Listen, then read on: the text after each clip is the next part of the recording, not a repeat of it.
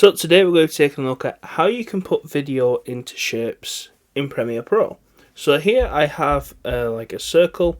I simply made this just by going down here to the shapes tool and clicking the ellipse tool. As you can see here, there's a few different tools you can choose. We're also going to show you how you can do it with PNG if you want to, so for example, use like a phone shape image in a video. But we're going to start with the circle. So all we're going to do is we're going to take our video here, and whatever opacity is on our effects controls, we're just going to click this pen tool. This isn't like the pen tool from like Photoshop or any of those apps where it's like hard to use. All we simply do is start and we just click where our points are. You want to kind of do them close together, especially in like a circle, purely because we want like a good shape. But that's why we have a border on our image. Like as you can see here, we have a white border on this circle. That's going to hide the imperfections. You could sit here and do this for a while, but I know a lot of us don't want to do that. And then once you've come to the end, just double click, and as you can see, the video is now in shape. And as you can see there, I have made a fundamental mistake. I've only cropped I only had part of the video under the circle.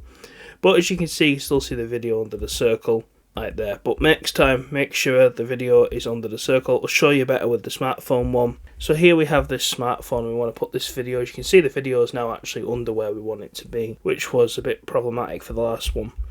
What we'll do is we'll just make this slightly smaller. So it's the same thing again. We're just going to click the pen tool, and here we're just going to click. This one shouldn't be too hard because it's a phone. It's a rectangular shape.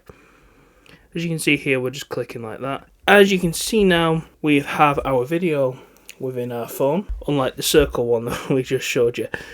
Make sure that your video is under your shape and you can see exactly what you want to see, because you can't move it around afterwards unless you take off the effect, which you could do as well. But as you can see, if we move the circle from the top, that's why we have a border on circular shapes, because as you can see, there are little jagged edges up here from where it's cut the video. But thanks for watching, guys. Please like, comment, subscribe. I'll see you next time.